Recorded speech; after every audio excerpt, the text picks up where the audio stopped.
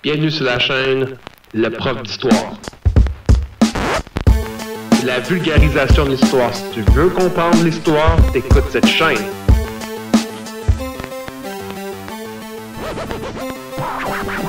L'histoire c'est partout, l'histoire c'est vivant, l'histoire ça nous entoure.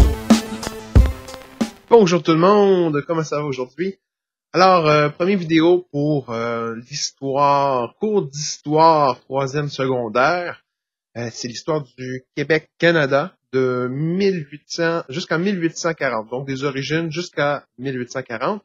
Et en secondaire 4, vous aurez la suite, soit de 1840 à aujourd'hui. Donc, on se concentre sur les débuts de l'arrivée de l'homme sur le continent dans l'histoire secondaire 3, dans le début d'année.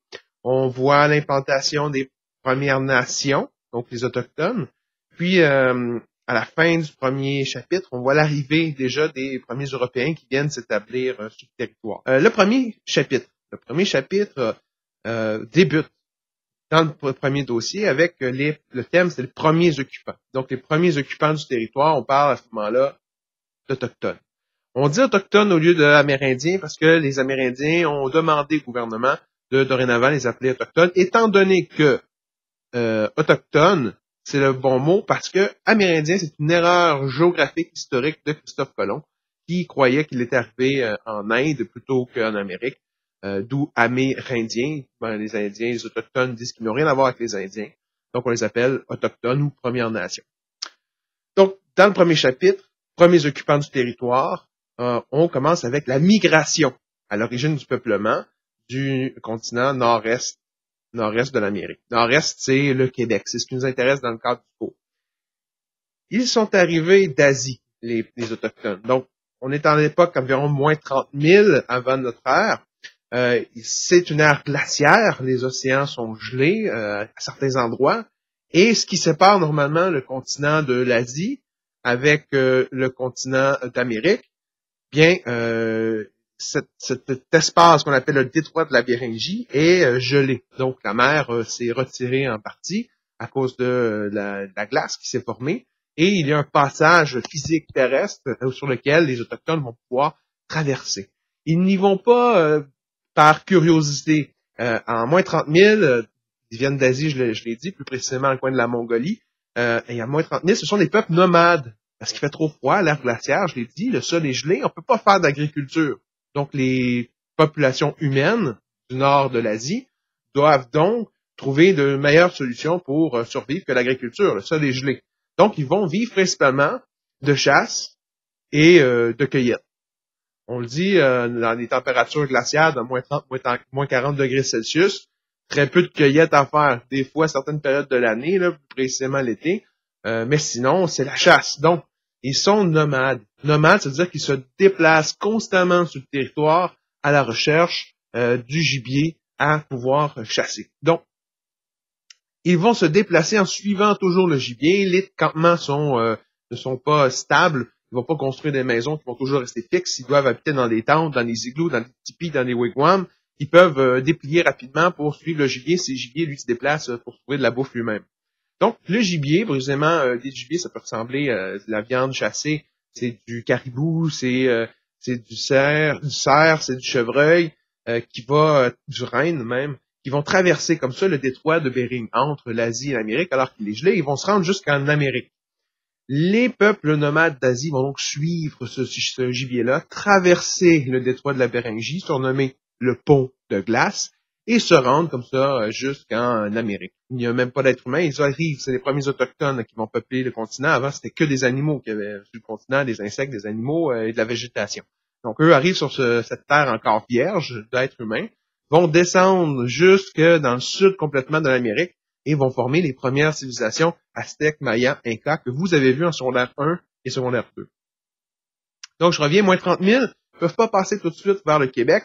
Il y a une grosse couche de glace qui empêche de passer, un peu comme le mur de glace de ceux qui ont vu la télésérie Games of Thrones, ça ressemble un peu à ça. Donc, c'est des montagnes de glace, ça ressemble à des glaciers littéralement sur la Terre, qui empêchent physiquement les Premières Nations de passer vers l'Est. Ce n'est qu'en moins de 12 000 que ces glaciers-là vont fondre. Les Autochtones vont finalement pouvoir explorer, se diriger vers le Québec, les basses terres du Saint-Laurent et le fleuve Saint-Laurent.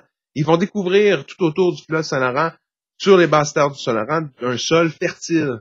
Donc, les peuples les plus nombreux qui parlent la langue iroquoienne vont s'installer dans les basses terres du Saint-Laurent et des Grands Lacs pour s'approprier cette terre fertile où ils vont pouvoir faire de l'agriculture.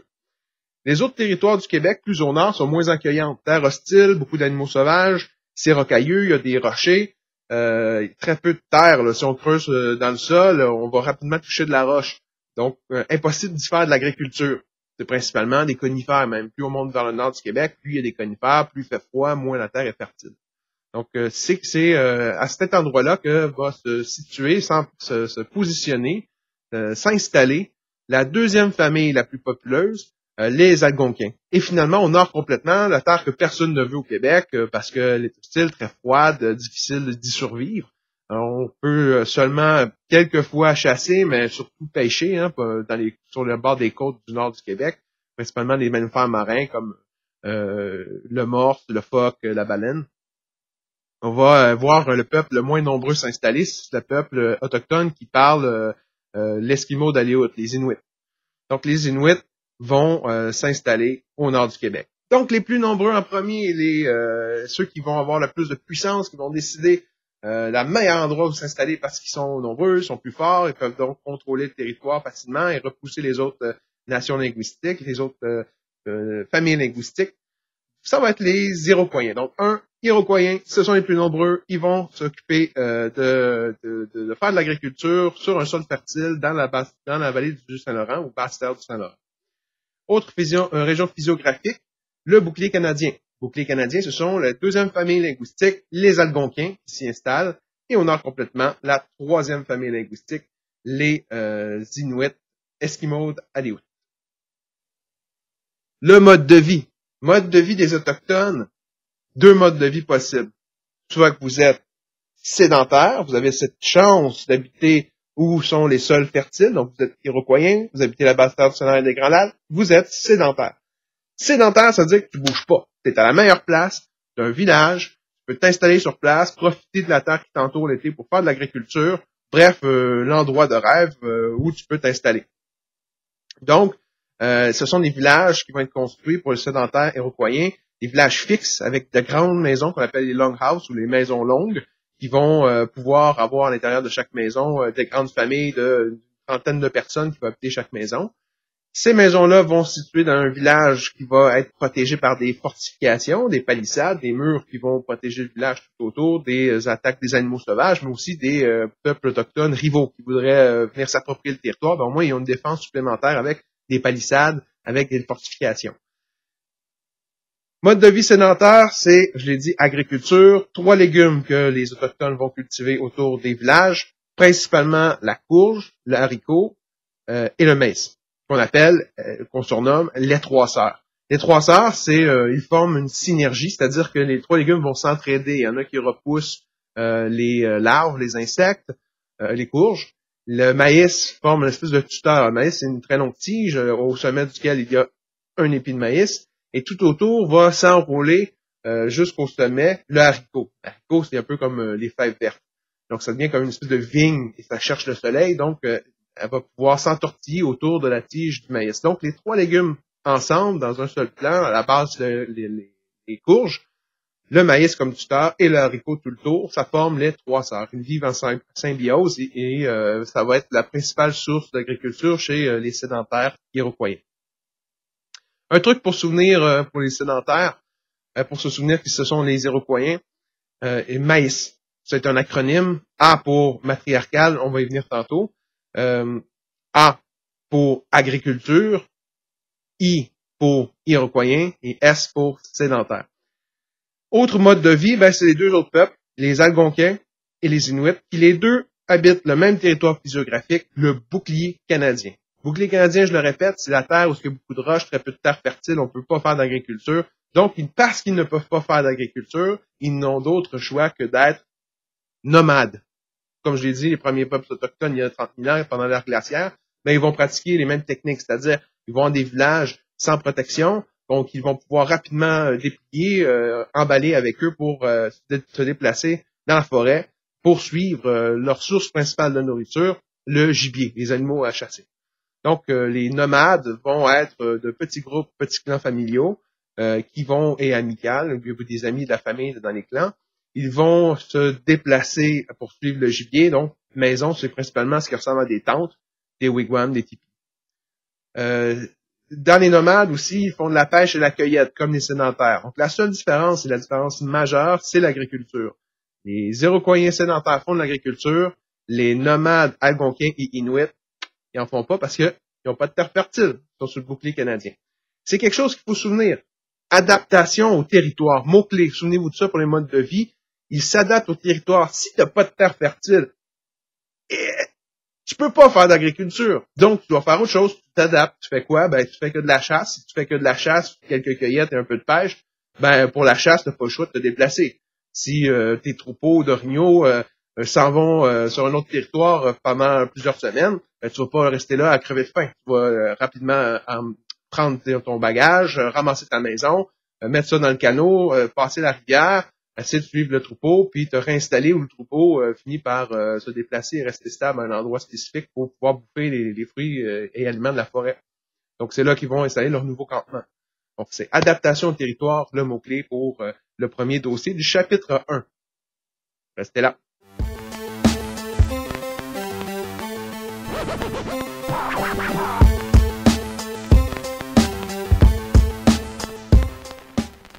Structure matrilinéaire, patrilinéaire. Matrilinéaire, pensez à maman. Patrilinéaire, pensez à papa. Maman, matrilinéaire, ce sont les femmes qui ont le pouvoir. Ou dans les maisons. Donc, si tu penses à maison longue, tu penses à femme qui a le pouvoir. Elles ont le pouvoir dans les sociétés sédentaires, les femmes, parce qu'elles s'occupent principalement de l'agriculture. Donc, elles ramènent de la bouffe au village, elles sont inclus dans le système de survie de la tribu. Et donc, parce qu'elles ont cette responsabilité d'amener de la bouffe sur la table, elles ont aussi un pouvoir décisionnel. Donc, les femmes ont de l'influence de décision dans le village, j'oserais dire de l'influence politique, mais elles ont aussi ce pouvoir centralisateur de la famille. Matrilinéaire, ça veut dire la lignée familiale. Ça veut dire que pour savoir si t'es du côté famille, côté père, côté mère, ben c'est côté mère matrilinéaire. Ça veut dire que si tu nais, quand tu vas naître, en fait, tu es sédentaire, tu vas appartenir à la famille de ta mère et non à la famille de ton père. Tu vas habiter la maison longue de la famille de ta mère, entouré des frères et des sœurs et des parents et des grands-parents, des oncles et des tantes de ta mère, et non de ton père. Et même que ton père s'est fait adopter par la famille de ta mère. Donc, les femmes sont vraiment au centre de la famille. Elles sont l'ancrage de la famille. Et donc, elles vont aussi avoir ce pouvoir d'influence dans une société comme les sédentaires.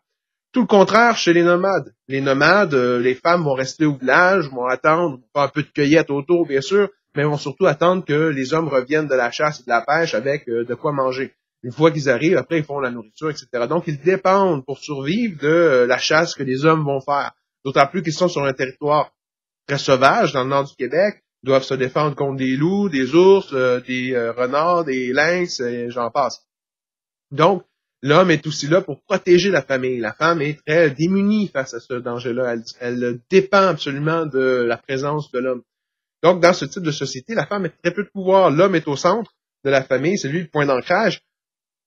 Et c'est autour de lui que va graviter le lien familial. Donc, quand un enfant naît, c'est du côté du père qu'il va appartenir, la famille du père. Il va donc être entouré dans le village de ses oncles, frères et sœurs de son père, des parents de son père, des oncles et des tantes de son père. Et la mère est adoptée.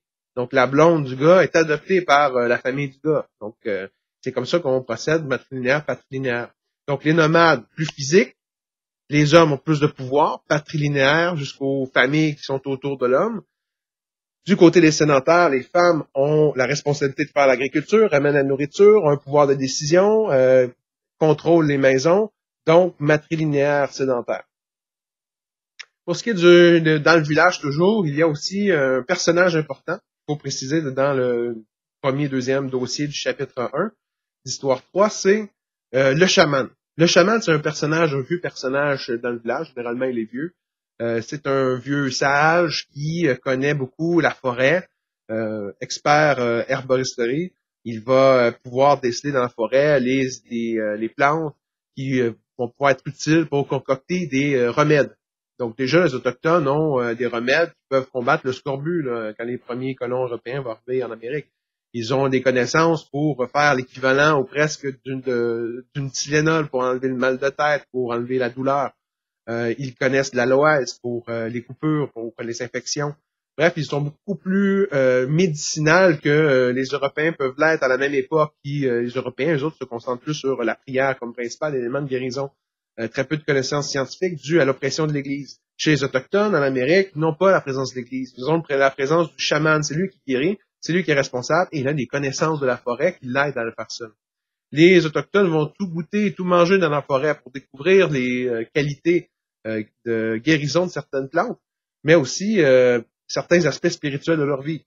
C'est-à-dire qu'ils vont goûter aux feuilles, ils vont fumer toutes les feuilles qu'ils trouvent pour essayer de trouver les différentes feuilles, leurs différents attributs. Ils vont ainsi découvrir, entre autres, la marijuana. C'est une découverte autochtone. À force de tout manger, tout bouffer ce qu'ils trouvent dans la forêt, ben ils vont finir par fumer des feuilles séchées de marijuana. Ils vont découvrir le tabac aussi, des feuilles de tabac qu'ils vont faire sécher, rouler, qu'ils vont fumer, ils vont découvrir le tabac. Ils vont même aller jusqu'à goûter toutes les sortes des espèces de champignons. Bien sûr qu'il y en a qui sont décédés en faisant des tests comme ça. Mais grâce à ça, ils ont pu savoir quel champignon était vénéneux, empoisonné, lequel qu'on pouvait manger. Ils ont découvert ainsi des champignons qui poussent sur les excréments d'animaux, sur le caca. Des champignons qui poussent sur la moisissure de caca, le fameux champignon magique, une drogue encore aujourd'hui très célèbre, très utilisée. Le champignon magique fait halluciner.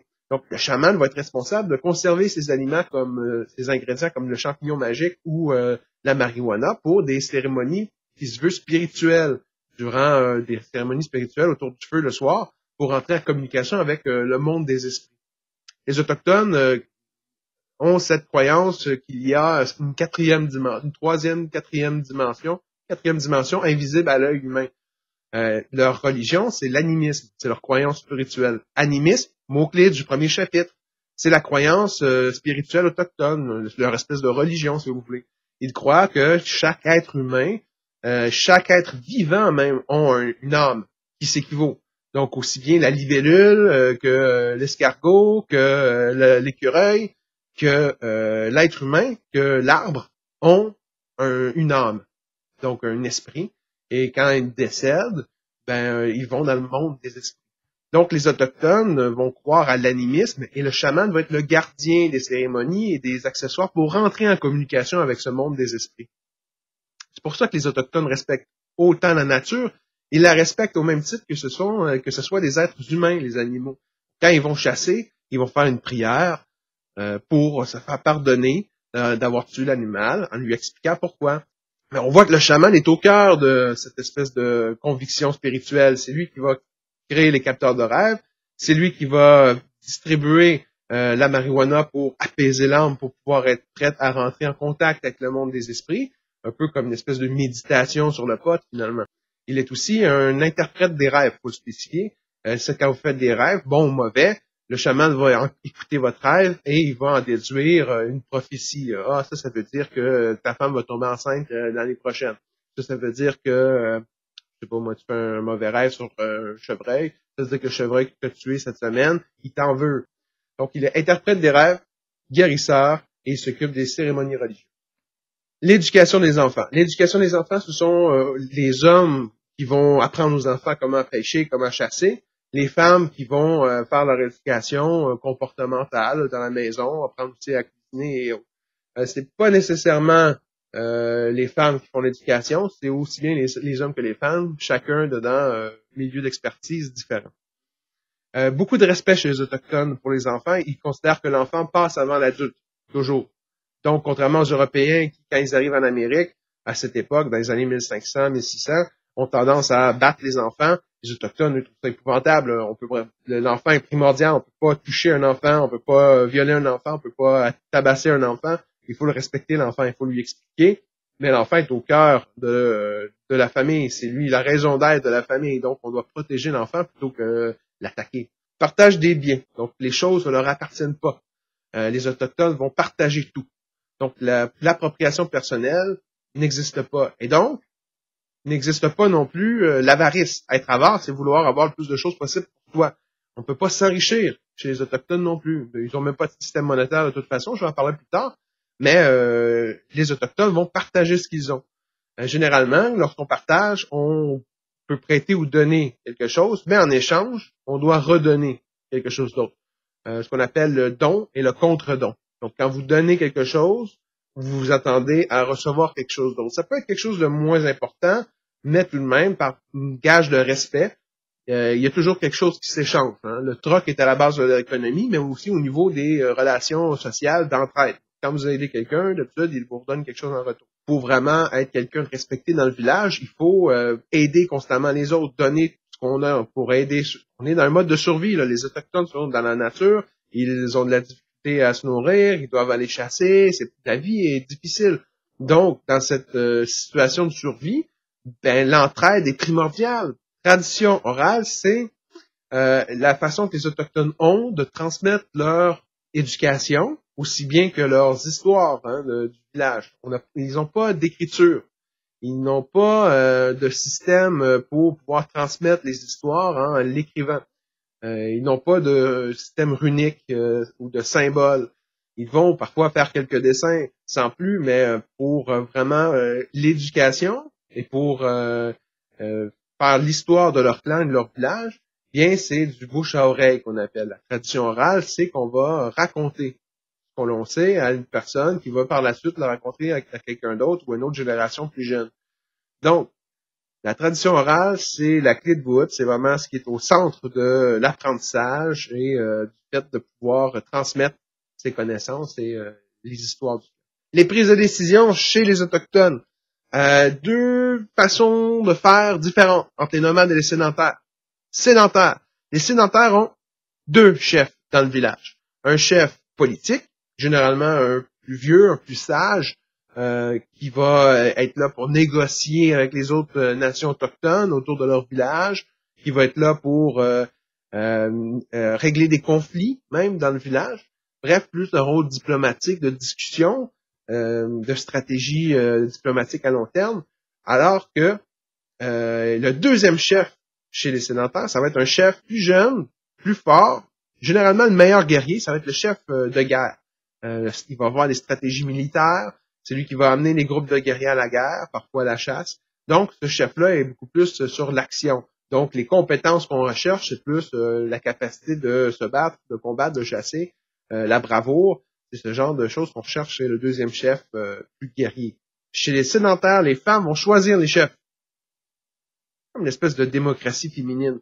Un cercle de femmes ensemble, généralement les plus vieilles du village, vont discuter entre elles dans leur cercle qui devrait être désigné comme chef, qui c'est plus apte à diriger le groupe, soit de guerriers ou diriger le village en termes de politique.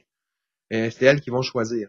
C'est aussi les femmes qui vont régler les conflits à l'intérieur du village. Quand il y a des chicanes entre deux personnes, ben les femmes vont les attirer dans la maison longue dans laquelle ils font leur réunion. Ils vont arriver au centre des femmes qui les écoutent et ils vont discuter du problème et les femmes vont trancher un peu comme un cercle de juges comme ça qui écoutent et qui vont donner une sanction. La sanction, c'est pas eux qui l'apportent. Hein. Ils vont écouter, oui, une chicane, blablabla, machin. Il y en a un qui a trahi l'autre ou qui a attaqué l'autre. Ben, ils vont aller le dire au chef du village. Et le chef du village, il va écouter ce que les sages-femmes ont pris comme décision et ils vont appliquer cette décision. Donc, ils ont beaucoup de pouvoir, je l'avais mentionné auparavant dans la vidéo, mais c'est un autre exemple du pouvoir qu'elles ont dans les prises de décision. Chez les nomades, rien à voir. Les femmes n'ont aucun pouvoir de décision. Ils vont obéir aux hommes qui décident à peu près tout.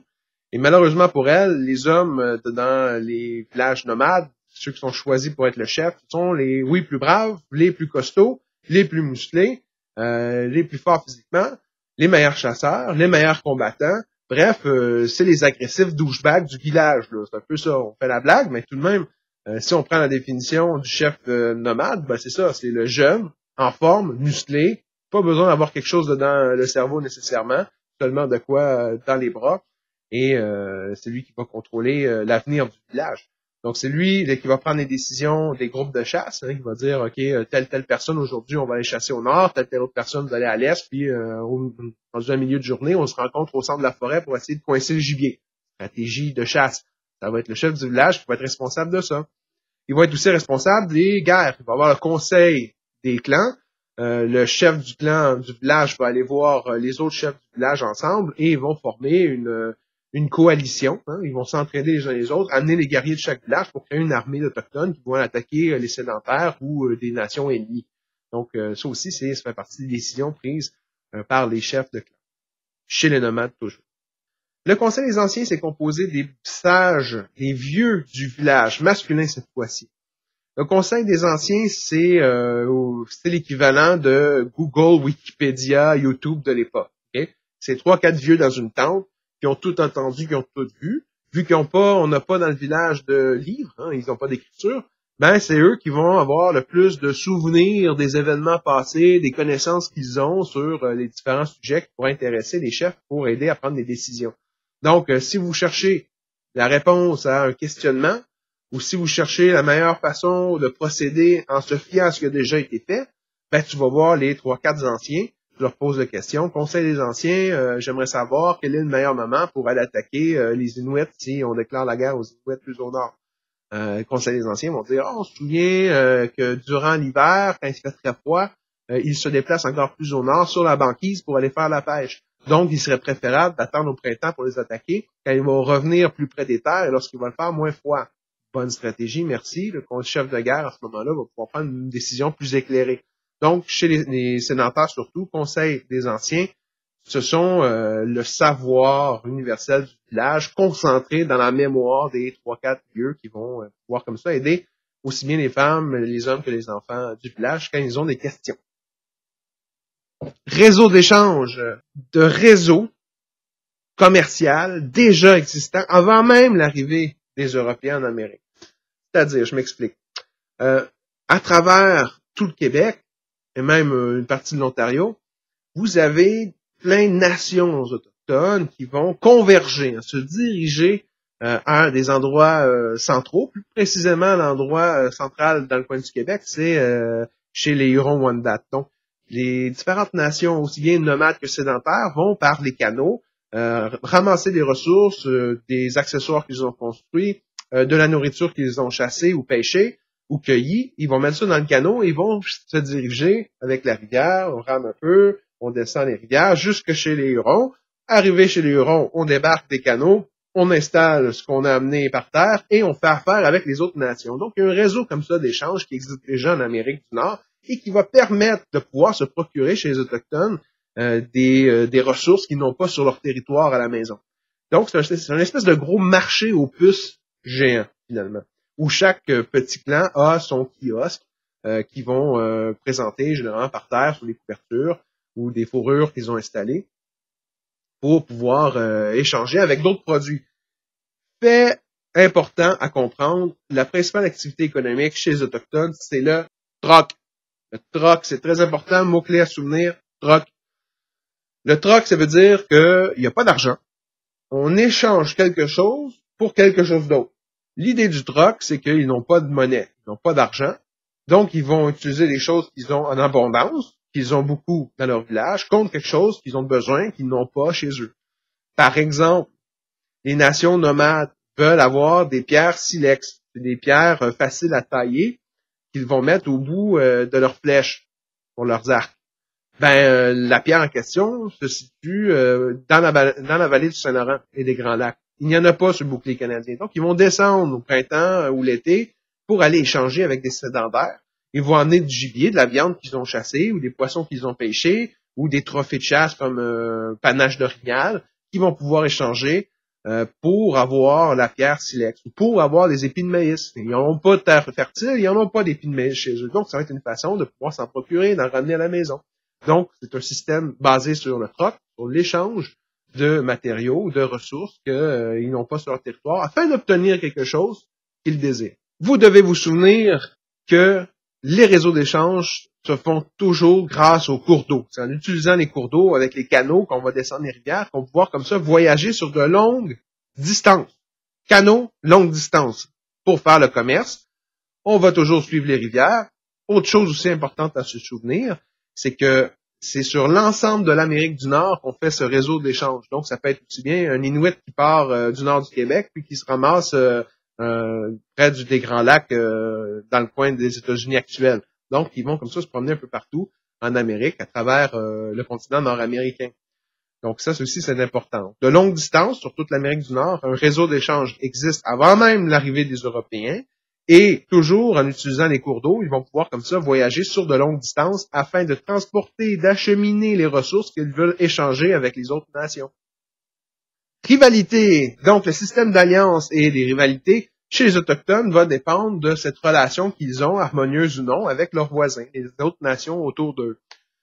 Il y a les rivalités qui durent depuis des générations, qu'on appelle des rivalités générationnelles, tout simplement parce que de génération en génération, un village attaque un autre village, il tue du monde, le village qu'ils ont tué du monde veulent se venger, entre autres, et ainsi de suite. Donc, parce que tu as tué mon grand-père, mon père a tué ton grand-père, je vais tuer ton père, etc. Donc, c'est cyclique, c'est une haine qui constamment continue par un système de vengeance à l'infini. Donc, cette guerre perpétuelle, générationnelle, vous l'avez entre les Hurons et les 5 nations iroquoises autour des Grands Lacs. On va y revenir au chapitre 2, là, quand on va parler des alliances entre les Français et les Anglais et les Autochtones. Autre système d'alliance ou objet de rivalité, l'affront aussi, là, quand vous faites une activité sportive comme la crosse, un jeu sportif que les Autochtones vont pratiquer déjà, dans le set du hockey, la crosse, il n'y a pas beaucoup de règlements, hein. Beaucoup de bousculades, de combats, d'attaques, et des fois, on se souvient qu'on est en train de faire un sport, c'est-à-dire qu'on va se frapper, faire des coups, des jambettes, fracasser notre raquette dans la face de l'adversaire afin d'y briser la totalité des dents de l'avant. Donc, la personne que tu as attaquée peut vouloir se venger, par colère saute sur toi, essaie de t'étrangler ou te tabasse, peut même sortir des armes, et à ce moment-là, c'est la bataille générale, et 2 clans qui voulaient simplement participer à un sport finissent par déclencher une guerre. Bon, laver un affront, ça veut dire se venger de quelque chose d'humiliant, ça aussi, c'est des exemples qui vont faire en sorte qu'il y a des conflits, des guerres qui vont éclater entre des clans, des nations. Autre raison, il y a toujours les sédentaires qui occupent le meilleur territoire, souvenez-vous, les terres fertiles. Donc, tous les peuples nomades, un peu jaloux de leur situation géographique, vont essayer de les attaquer pour les chasser du territoire. Donc, il y a eu beaucoup de rivalités entre les nomades et les sédentaires. Les sédentaires sont constamment attaqués par les nomades qui veulent prendre leur place, bien sûr, pour eux-mêmes devenir sédentaires, afin de bénéficier d'une terre fertile, faire de l'agriculture, puis ne pas être toujours obligé de courir après le gibier. Pas très agréable, ils préfèrent la vie de sédentaires. Donc, les sédentaires jalousés sont souvent attaqués par les nomades. Dans le système d'alliance maintenant, comment est-ce qu'on se fait des amis? Le système d'alliance, c'est surtout par des cadeaux. En fait, les nations vont se joindre entre eux pour attaquer des adversaires. Quand un clan s'allie avec plusieurs autres clans, ça va créer une nation. Okay? Et quand plusieurs nations s'allient entre elles, ça va devenir, si vous êtes des sédentaires, des confédérations, et si vous êtes des nomades, ça va devenir des fédérations. Les guerres. Dans les guerres chez les Autochtones, c'est plutôt une façon de pouvoir prouver sa valeur, prouver sa bravoure. Donc, on est constamment en guerre parce qu'on veut constamment se prouver. L'activité guerrière, c'est presque une forme de passe-temps, de sport en fait. Les guerres ne sont pas comme les Européens le font à la même époque. En Amérique, chez les Autochtones, les guerres, c'est des confrontations rapides ou des confrontations qui se veulent spectaculaires. J'explique. Quand il y a 2 nations qui s'attaquent, on parle de plusieurs milliers de personnes, ça se rassemble dans la forêt, ça va attaquer son adversaire, soit attaquer le village ou soit attaquer au milieu de la forêt pendant un déplacement, faire une embuscade. Donc, les Autochtones vont rapidement attaquer par surprise son adversaire en se cachant dans la forêt. Les feuillages sont habitués de faire la chasse, sont habitués de se cacher dans la forêt pour pas se faire repérer par les chevreuils, par les animaux qu'ils chassent. Et donc, ont cette technique de camouflage assez bien pratiquée. Et ils vont l'utiliser pour attaquer aussi leur adversaire, les surprendre dans la forêt pendant les déplacements.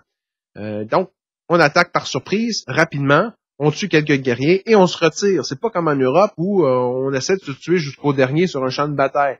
C'est une attaque éclair, rapide. On attaque, on se cache, on attaque rapidement, on s'en va. On veut le moins de morts possible. Même chose s'ils se confrontent face à face, ça peut arriver.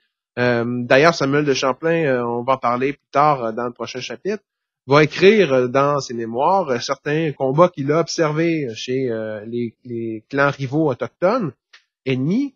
Ils vont se placer un en face de l'autre. Donc, les Autochtones, parfois, pour faire la guerre, et au lieu de se rentrer dedans un peu comme on le faisait déjà à l'époque du Moyen-Âge en Europe, ben, chez les Autochtones en Amérique, eux, ils font pas ça du tout. Ils vont se placer un en face de l'autre et ils vont se provoquer pendant de nombreuses heures, crier des slogans, crier des insultes, faire des chansons, scander le nom d'un de leurs guerriers plus fort. Une fois de temps en temps, il va y avoir un petit groupe de guerriers, 4-5 bons guerriers pour prouver leur valeur, qui vont s'approcher des adversaires, qui eux-mêmes vont lancer 4-5 guerriers de leur côté. Ça se ramasse au milieu du champ de bataille, ça se tapoche un peu et ça revient dans leur clan. Il y a peut-être un ou deux qui se fait tuer, on en scalpe un ou deux pour ramener un trophée de guerre et on retourne voir le reste de notre tribu. Donc, c'est des attaques comme ça de spectacle qui peuvent durer plusieurs heures. Le scalp, j'en ai mentionné dans l'explication, le scalp, c'est le cuir chevelu du dessus de la tête que les Autochtones vont prendre avec un couteau, vont ouvrir, découper, arracher le dessus de la tête qu'ils vont partir avec. Et ça va devenir les cheveux avec une galette, la croûte de peau du dessus de ta tête, de ton crâne. Donc ça, ils vont garder ça comme trophée, ils vont le faire sécher et ils vont l'accrocher dans leur maison pour prouver la quantité de guerriers qu'ils ont tués avec la quantité de cuir chevelu qu'ils ont arraché. Donc c'est une forme de trophée de guerre et plus vous avez de scalp, plus vous êtes un guerrier respecté et craint par vos alliés. Vous avez le sort des prisonniers. Si jamais durant une guerre, un combat, vous faites blesser, vos alliés s'enfuient, vous restez sur le champ de bataille, mais vous n'êtes pas mort et on décide de ne pas vous scalper parce que vous êtes bien battu. Et à la place, on décide de vous ramener au village. On veut vous tester. Deux choses possibles. Soit que vous allez devenir, en tant que prisonnier, vous allez vous faire adopter pour remplacer un membre d'une famille qui a été tué pendant la bataille. Exemple, vous avez tué le mari d'une femme, ben, arrivé dans le village, il se peut qu'on vous donne comme nouveau mari de cette femme-là qui est rendue veuve. Donc, son chum que tu as tué, ben, tu le remplaces dans la famille. Tu es adopté. Tu vas donc faire la même chose que l'homme faisait de cette famille-là, c'est-à-dire que tu vas protéger sa femme et ses enfants. Donc, tu te fais adopter et tu remplaces les membres de famille qui sont morts. Deuxième possibilité, quand tu te fais pas adopter, ben, tu te fais torturer et tuer. Bon, ça, c'est beaucoup moins agréable. La torture chez les Autochtones, généralement, on fait aussi un spectacle. Là. On t'attache au milieu du village, tout le monde vient te caillasser, lancer des roches sur toi, te tabasser. On va finir par t'arracher des bouts de corps, des extrémités comme un bout de nez, bout d'oreille, des doigts, d'organes génitaux même parfois. On va te faire des entailles un peu partout pour t'ouvrir la peau. Et l'objectif, c'est de te faire crier. Si tu ne cries pas, et c'est l'objectif, c'est de torturer, c'est que tu prouves ta valeur, ta bravoure, et tu fais une espèce d'affront, un pied de nez à ceux qui sont en train de te torturer.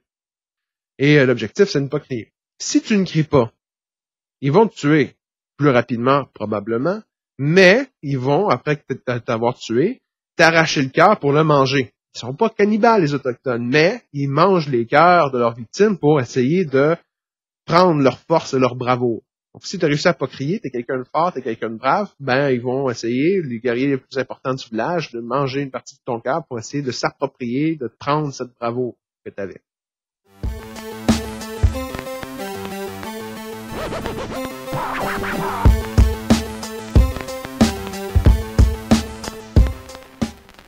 Premier contact. Alors, les premiers contacts, c'est la première fois qu'on dit contact pour la première rencontre, en fait. Première fois que les Autochtones vont rencontrer les Européens.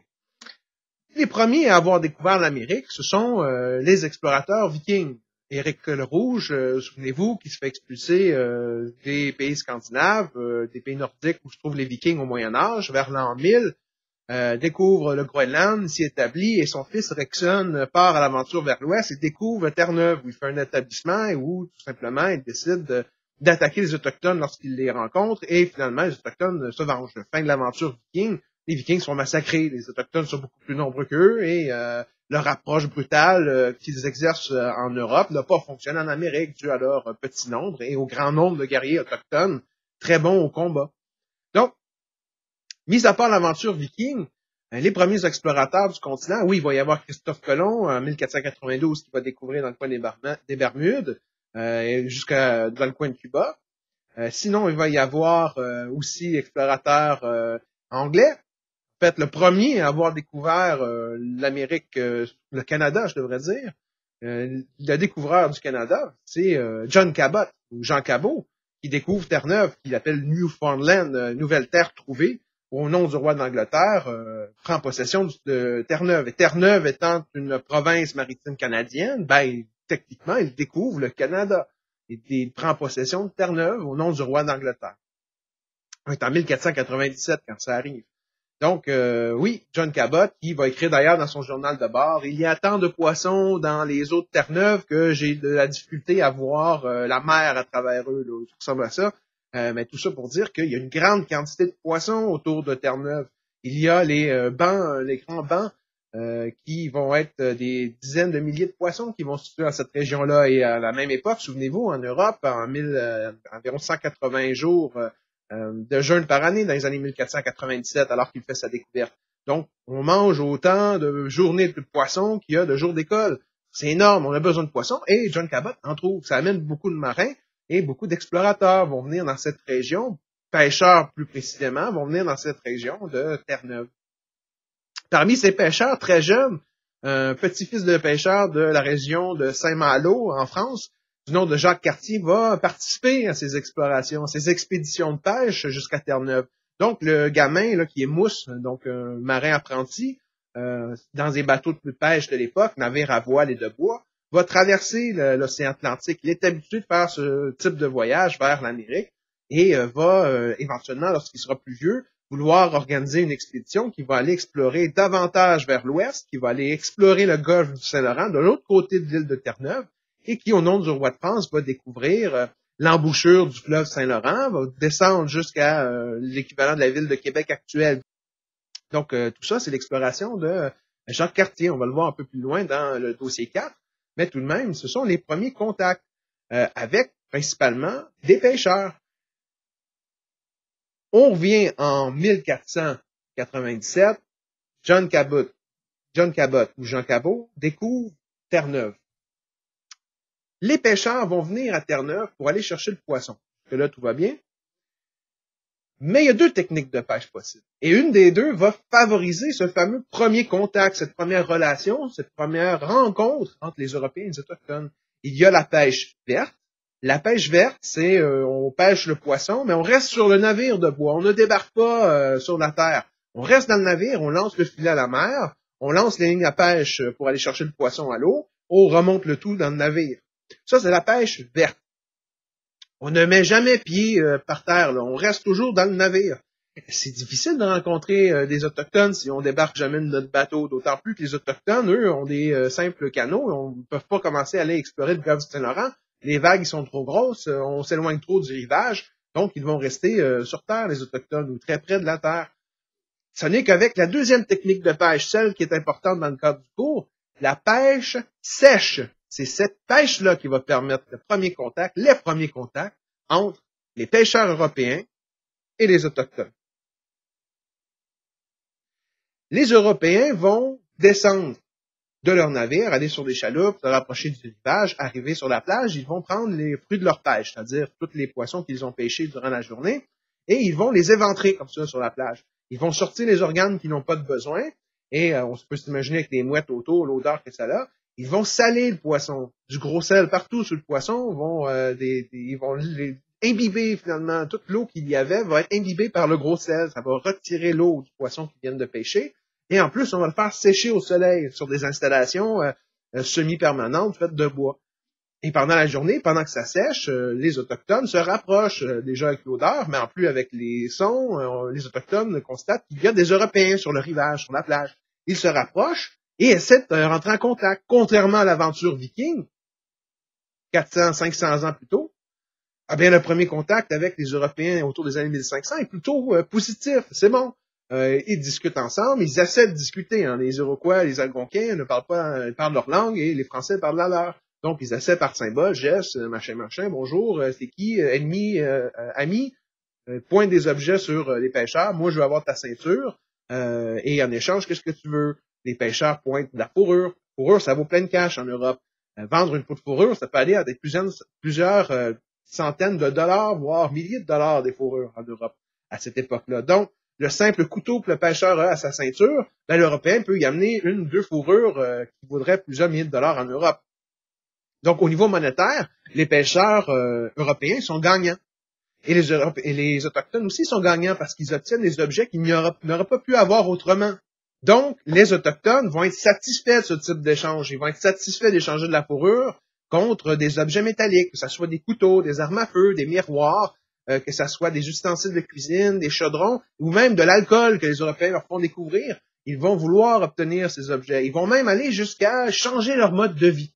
Changer leur mode de vie parce que les sédentaires qui n'étaient pas dépendants de la chasse, qui faisaient de l'agriculture, souvenez-vous, dans les basses terres du Saint-Laurent et des Grands Lacs, vont abandonner en partie l'agriculture pour se concentrer davantage sur la chasse. Donc, au lieu d'être sédentaires sur les terres fertiles et faire de l'agriculture en partie pour subvenir à leurs besoins, pour manger, ben ils vont commencer à se déplacer vers le nord, bouclier canadien, et devenir nomades, dans le but d'aller chercher toutes les fourrures qui s'y trouvent. Donc, abandonnent l'agriculture, se déplacent dans des territoires plus sauvages, où il y a plus d'animaux à chasser, vont devenir de plus en plus nomades parce qu'ils vont se concentrer sur la chasse, et ils vont même modifier leur mode de vie pour retourner voir les Français au printemps suivant et échanger les fourrures qu'ils ont chassées durant l'hiver. Donc, la relation autochtone et européen, dès le début, va même jusqu'à modifier certains modes de vie. Pas tous, pas toutes les tribus qui vont commencer à changer leur mode de vie. Mais certaines d'entre elles, quand même, commencent déjà à le faire. Donc, cette espèce d'appât du gain technologique européen de l'époque va modifier la relation qu'ont les Autochtones avec le territoire sur lequel ils se trouvent. Autre chose importante à mentionner, les Autochtones vont échanger entre eux les objets qu'ils ont réussi à obtenir des Français, soit des couteaux, des ustensiles ou autres. Ils vont se les partager entre eux. Si tu as plusieurs couteaux, tu n'en as pas besoin de 4-5, ben, tu vas commencer à échanger les couteaux dans le réseau d'échange.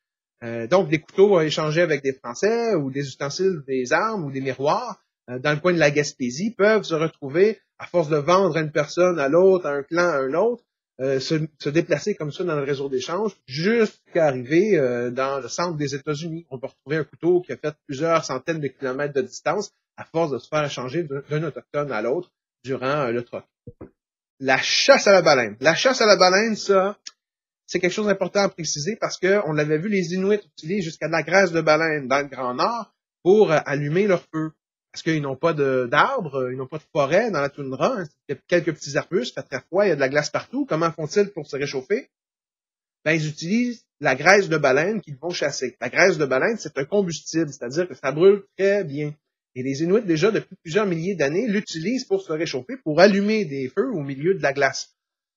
Les Autochtones utilisent la graisse de baleine, mais les Européens aussi vont découvrir les qualités de la graisse de baleine. Et en Europe, on s'illumine depuis la fin du Moyen-Âge déjà avec des lampes à huile. Donc, contrairement, même avant même le Moyen-Âge. Donc, les lampes à huile, contrairement à la chandelle, vont pouvoir durer plus longtemps. Et généralement, de la façon qu'elles sont construites, ces lampes à l'huile vont protéger la flamme qui illumine des intempéries, du vent ou de la pluie. Donc, la lampe à huile est quelque chose de répandu en Europe. En 1500, on n'a pas d'électricité. Donc, on dépend de la cire pour les chandelles, généralement faites dans les abbayes par les religieux, ou les lanternes. Les lanternes qui utilisent la graisse de baleine, principalement. Donc, la graisse de baleine, c'est un peu comme le pétrole de l'époque. On n'a pas découvert le pétrole, du moins on n'a pas les technologies pour faire du forage, pour aller chercher le pétrole dans le sol. Donc la graisse de baleine, c'est la solution alternative de l'époque, autour des années 1500. Ça vaut son pesant d'or, ça vaut beaucoup d'argent. Donc, lorsque les pêcheurs autour de Terre-Neuve vont découvrir les baleines qui s'y trouvent, ben ça aussi, ça va amener beaucoup de pêcheurs qui vont aller chasser la baleine et réduire la quantité de baleines qu'il y a dans le golfe du Saint-Laurent. Voilà, pour les lampes à huile. C'est ça. Exploration et occupation du territoire par les Français. Ça commence ce dernier dossier 4, dans le dossier 4, ce dernier segment, par les 3 voyages de Jacques Cartier. Jacques Cartier, on l'a mentionné un peu plus tôt, fils de pêcheur à Saint-Malo, est habitué d'aller pêcher, selon certains historiens, dans le coin de Terre-Neuve, connaît le trajet pour s'y rendre. Donc, il va organiser une expédition. Officiellement, le roi lui finance son expédition. Il va partir vers Terre-Neuve avec 2 navires. et va réussir sa première traversée en 20 jours, ce qui est exceptionnellement rapide pour cette époque. Il y a beaucoup de vent durant sa traversée, ça va vite, peu d'intempéries, donc le voyage se passe bien. Il se rend à Terre-Neuve, contourne Terre-Neuve et découvre, comme prévu, le golfe du Saint-Laurent. Ce qu'il ignore, c'est qu'il recherche toujours, et c'est le premier mandat de son expédition, c'est pourquoi le roi le finance. Il doit trouver une route vers l'Asie. Souvenez-vous, toujours pour contourner la ville de Constantinople en Europe, qui taxe les marchands qui voudraient aller en Asie pour aller chercher l'or, la soie et les épices. Donc, Jacques Cartier a comme mandat, pour ça d'ailleurs que le roi de France finance son expédition, a comme mandat de trouver une route pour se rendre en Asie et pour aller chercher de l'or, échanger ou acheter chez les Chinois ou les Indiens de l'or, de la soie et des épices. Il découvre le fleuve Saint-Laurent et il stipule, il suppute, il émet l'hypothèse que si on réussit à longer le fleuve Saint-Laurent, il y a de fortes chances qu'on se rende jusqu'en Chine. Donc, il pense que c'est un grand corridor comme ça d'eau, un grand fleuve qui pourrait nous mener jusqu'en Chine, déboucher en Chine ou en Inde. Et il ne s'intéresse peu aux Autochtones. Il va même aller dans la région de Saguenay. Il débarque pas de son navire. Les Autochtones se rapprochent quand il voit passer sur le fleuve Saint-Laurent avec ses navires à voile. Ça impressionne. Hein? Les Autochtones en ont déjà entendu parler, des pêcheurs, mais ils les ont jamais vus pour la plupart. Donc, en voyant Jacques Cartier dans le fleuve Saint-Laurent, ils sont impressionnés. Ils essaient de prendre contact. Jacques Cartier veut rien savoir. Il est assez raciste. Il veut la sous-classe, la sous-race des Autochtones. Il veut pas leur adresser la parole. Lui, ce qu'il cherche, c'est la route vers l'Asie. Et il revient dans le coin de la Gaspésie planter une croix. C'est à peu près ça son premier voyage, faut se le dire. Arrive dans le coin de la Gaspésie, il va débarquer, aller sur la chaloupe avec ses hommes, ramer jusqu'au rivage, débarquer sur la plage. Et là, avec le prêtre qui l'accompagne et les quelques soldats qui est avec lui, les marins, va faire couper des arbres. Donc les Autochtones sont autour de lui, dans le rivage, il les bouscule un peu, lui et ses hommes, tassez-vous de là, nous on arrive. S'intéresse pas aux Autochtones, fait couper 2 arbres, les Autochtones qui adorent la nature voit les Français commencer à couper les arbres. Ben déjà, qu'est-ce que tu fais là? Cet arbre-là, il t'a rien fait.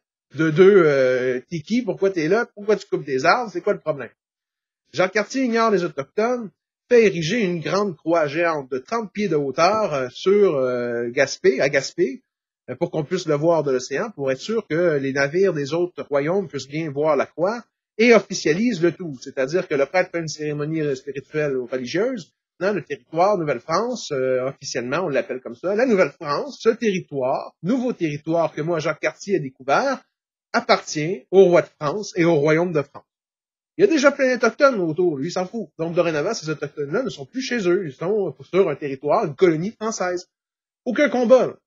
Le gars fait ça, il retourne, il s'en va dans son bateau, il retourne en Europe, il retourne en France. C'est à peu près ça, le premier voyage de Jacques Cartier. Vous allez voir, le personnage n'est pas très reluisant, on l'a longtemps glorifié, mais plus les historiens commencent à gratter, et plus on voit que le gars, c'est un saligo, là. L'année suivante, donc il retourne en France, explique sa découverte, explique qu'il a une nouvelle colonie au nom de la France, qu'il a nommé Nouvelle-France, cartographie un peu le tout, on est capable d'y retourner. Le roi, pas trop heureux quand même, échec, n'a pas trouvé sa route pour se rendre jusqu'en Asie, et n'a pas trouvé de richesse. C'est 2 objectifs qu'il devait atteindre. Bon, le roi décide de lui accorder une 2e chance, 2e expédition l'année suivante. Donc en 1534, la première expédition, 1535, l'année suivante, il va faire sa 2e expédition. 3 navires cette fois-ci, plus de monde avec lui, plus de nourriture, parce qu'il compte bien qu'on passer possiblement l'hiver en Amérique.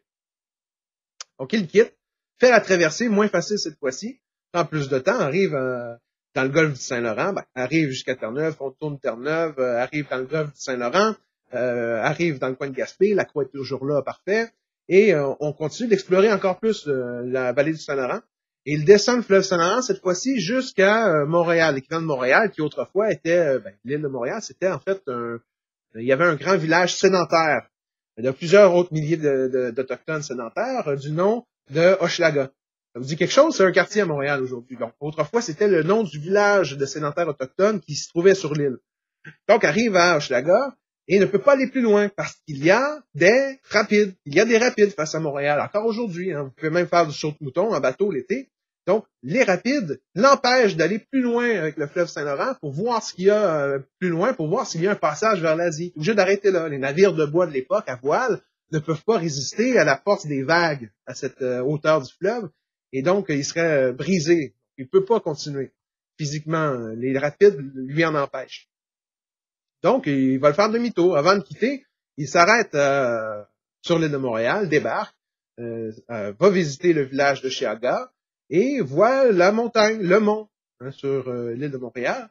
Le mont qui, en l'honneur de son roi, le désigne le mont du roi. Le mont du roi. Et le roi, en vieux français, se prononce Réal. Le mont Réal, le mont du roi. Et ensemble, aujourd'hui, ça fait Montréal. Et voilà. Et va finalement s'en aller jusqu'à revenir du fleuve sur le fleuve Saint-Laurent jusqu'à Stadacone où il va passer l'hiver, dans le coin de Québec. Ils ne sont pas habitués, les Français de l'époque, à l'hiver canadien. Même encore aujourd'hui, certains le diront. Mais les chemises, les vêtements des Français n'étaient pas adaptés au climat rigoureux canadien. Le moins 30, moins 40 degrés Celsius avec du vent en face puis du givre. Ils n'ont jamais vu ça. Ils capotent. Durant l'hiver, ça meurt de froid. Il y en a plus d'une vingtaine qui vont crever durant l'hiver. En plus, Jacques Cartier, raciste comme il est, ne veut pas aller se réchauffer dans les maisons longues du village de Stadacone. Il reste dans le bateau, en face au village, sur le fleuve Saint-Laurent. Il jette l'ancre, il reste sur son bateau et il va pas dans le village. Donc, dans le bateau, imaginez-vous le bateau givré, plein de glaçons. Il grelotte, lui et ses hommes, et certains meurent.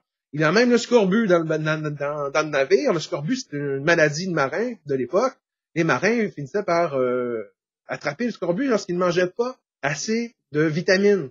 Vitamine C, vitamine D, et ils finissaient par en être malades. Les gencives deviennent noires, il y a du sang qui leur pisse des yeux, du nez, bref, les dents finissent par tomber quand les gencives sont trop noires, et ils finissent par mourir, et c'est comme s'ils devenaient un peu des zombies, là. Ils se pétrifient vivants.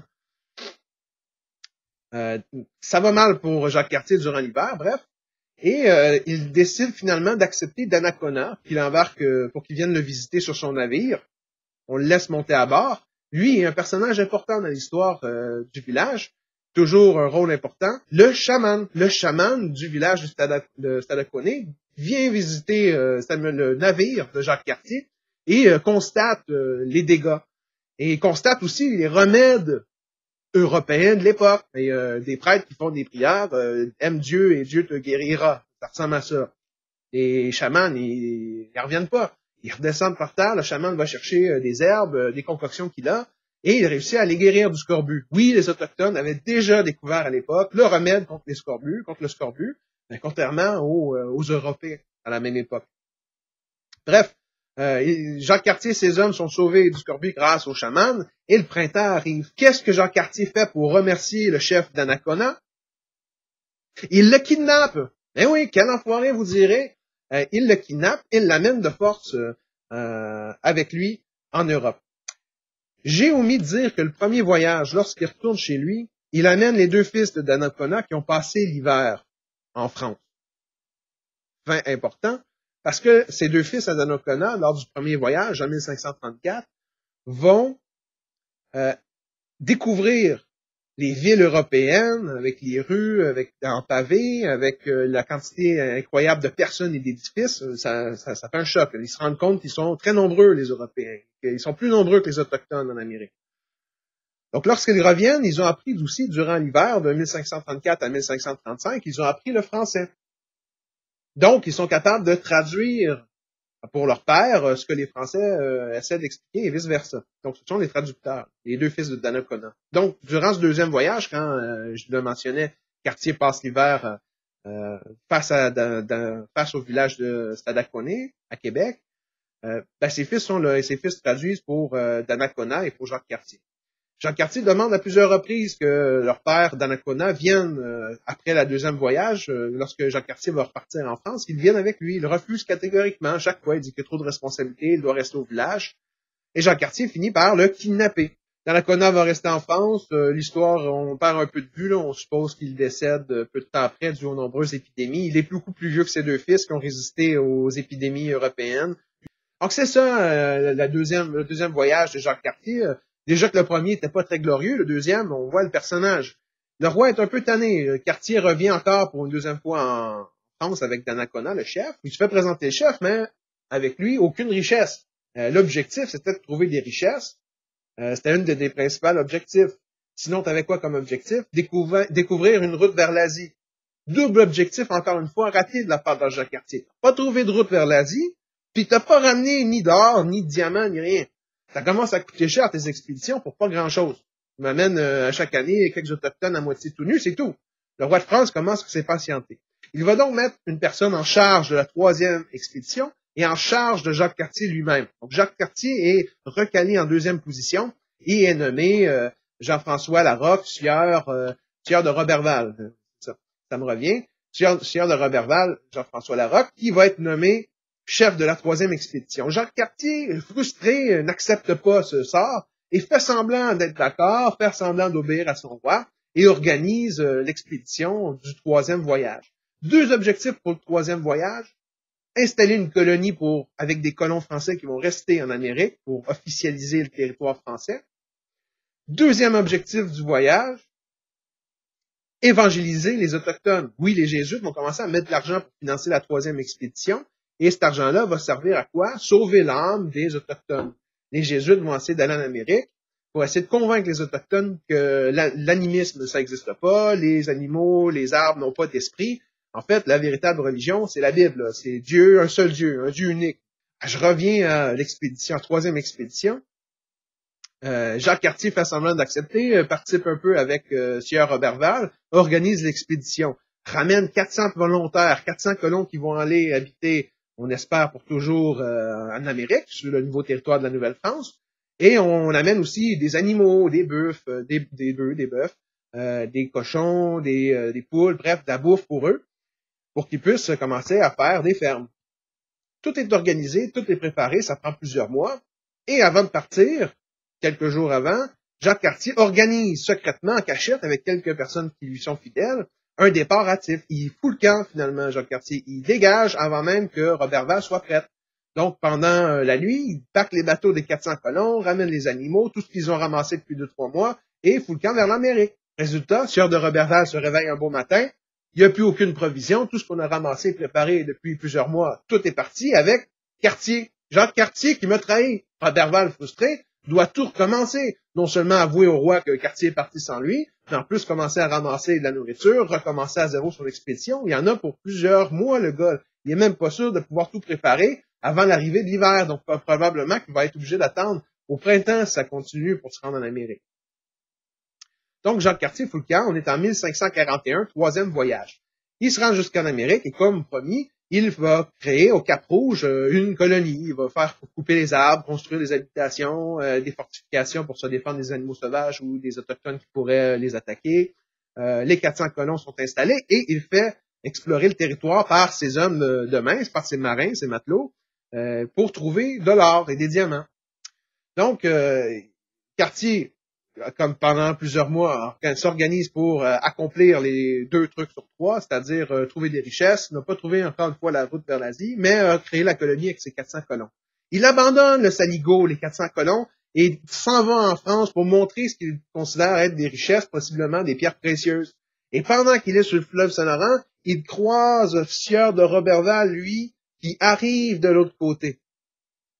Donc, sieur de Roberval croise le navire de Cartier qui repart vers la France sur le fleuve Saint-Laurent. Sieur Roberval essaie de l'intercepter. Qu'est-ce que tu fais là? Tu es parti sans moi, espèce de sale traître, tu t'en vas où? Cartier, il s'en moque. Il part en France, le nargue verbalement, pas probablement, c'est une hypothèse ici, et quitte quand même, malgré ce que Roberval lui crie comme ordre, quitte quand même vers la France. Roberval, lui, va aller voir la colonie du Cap Rouge. Il va aller voir les 400 colons, il va essayer de s'en occuper, ces 400 colons que Cartier vient juste d'abandonner. Et pendant ce temps-là, Cartier traverse l'océan Atlantique, arrive en France, se dépêche d'aller voir à la cour du roi pour montrer les pierres précieuses qu'il a trouvées. Les spécialistes des pierres précieuses du roi examinent les pierres précieuses et se rendent compte que c'est du toc, ça vaut rien, du quartz et autres. Là. Donc, Cartier est ridiculisé devant la cour du roi, le monde se moque de lui. Cartier ne sera plus jamais explorateur pour le roi de France. Et c'est ça, l'histoire de Jacques Cartier. Une belle enflure quand même, les gars. Longtemps glorifié, plus l'histoire avance, plus on se rend compte que il y a quelque chose de vilain à propos de lui. Et il y a même un pont qui porte encore son nom aujourd'hui, mais connaître l'histoire, la véritable histoire, plus on en apprend, je suis pas sûr qu'on lui aurait donné son nom à ce pont. Finalement, les tentatives pour peupler la Nouvelle-France se résume à des échecs par-dessus des échecs. Là. Il y a plusieurs tentatives.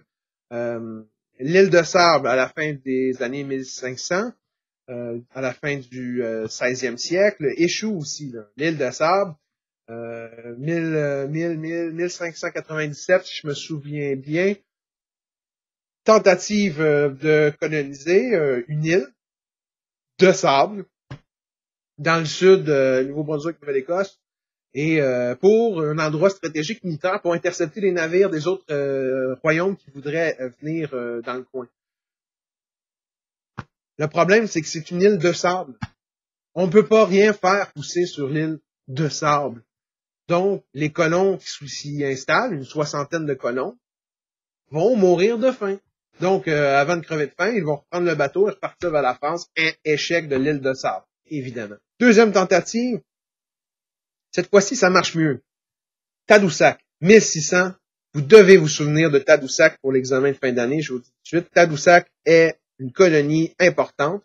C'est une construction fixe, mais pas permanente. J'explique. En 1600, Pierre Chauvin décide de construire Tadoussac à l'emplacement de la ville actuelle, de Tadoussac, sur le fleuve Saint-Laurent, où il y a une convergence de rivières, bref, un lieu stratégique où il y a beaucoup d'Autochtones, afin de faire du commerce de fourrure. Donc, Tadoussac est un poste de traite. Okay? Il n'est pas très gros, il est fortifié, donc il y a des barricades de bois tout le tour pour se protéger de possibles attaques, et il sert principalement à échanger des objets métalliques qu'ils ramènent d'Europe, les Français, en échange des fourrures que les Autochtones leur ramènent. Donc, c'est un poste de traite qui va rapporter de l'argent. On ramasse beaucoup de fourrures contre quelques bagatelles métalliques européennes. Quelque chose qui n'a pas beaucoup de valeur. Et ça va durer. Ça va fonctionner. Le problème de Tadoussac, c'est que ils n'ont pas la structure nécessaire pour résister aux hivers canadiens. Donc, à chaque automne, ils sont obligés de repartir en France, rester l'hiver en France et revenir au printemps suivant. Donc, ils sont pas là durant l'hiver, fait trop froid, ils repartent en France. Ça fonctionne, mais ça fonctionne 6-7 mois par année. C'est pas quelque chose de permanent, fixe, où le monde reste là toute l'année. Tadoussac, 1600, à se souvenir. Pierre Chauvin. Autre tentative, vous avez Port-Royal. Port-Royal fonctionne plus ou moins bien aussi. Dans les années 1600, 1605, si je me souviens bien, Port-Royal, dans le coin Nouvelle-Écosse, Nouveau-Brunswick, il va y avoir 2 tentatives de colonisation et ça va échouer aussi. Pourquoi? Manque de financement. Ils vont s'installer là en 1604. Voilà, je me souviens. 1604, ils s'installent dans le coin de Port-Royal. Ils vont faire un établissement fortifié avec des canons pour repousser les navires qui viendraient de d'autres nations, principalement des navires anglais qui viendraient plus du sud. Ça fonctionne, l'endroit est stratégique. Le problème, c'est que la France n'envoie pas de renforts, n'envoie pas de ressources, ne renvoie pas de nourriture, ne renvoie pas d'objets métalliques à échanger avec les Autochtones sur place. Ils ne renvoient pas de renforts militaires, de munitions. Bref, ils sont un peu abandonnés à leur sort. Ils vont rester sur place et résister de 1604 à 1607. 3 ans de temps, ils vont rester sur place. Mais vu qu'aucun renfort arrive, le roi n'investit pas dans sa colonie, ils n'ont pas d'autre choix que d'abandonner Port-Royal et retourner en France. Bref, ça va pas très bien. À part Tadoussac qui marche 6-7 mois par année, les Français n'arrivent pas à coloniser la Nouvelle-France. Finalement, 1608, date primordiale à se souvenir pour le cours d'histoire 3e secondaire, construction de l'habitation par Samuel de Champlain. Samuel de Champlain, c'est un militaire, dès qu'il est adolescent, il fait ses études pour l'armée, c'est un militaire d'expérience, c'est un aventurier, un voyageur, il va même aller voyager en Amérique du Sud dans la fin de son adolescence, début de la vie adulte, pour voir comment les Espagnols traitent les Aztèques, les Mayas, les Incas. Il se rend compte des terreurs, des massacres que les Espagnols font, là, ils torturent vivant les Autochtones du sud du sud de l'Amérique, les Aztèques, les Mayas et les Incas. Donc, carnage, massacre, boucherie, il est épouvanté par ce qu'il voit, et il écrit dans son journal d'abord que c'est tout le contraire, en fait, que la France devra faire en Amérique du Nord, dans le coin de la Nouvelle-France. Au lieu de torturer et de massacrer les Autochtones, on devrait en faire des amis. Au lieu de les tuer, on devrait en faire des alliés. Et les Autochtones, plus nombreux que les Européens en Amérique, pourraient les aider à s'établir et les aider aussi au niveau commercial.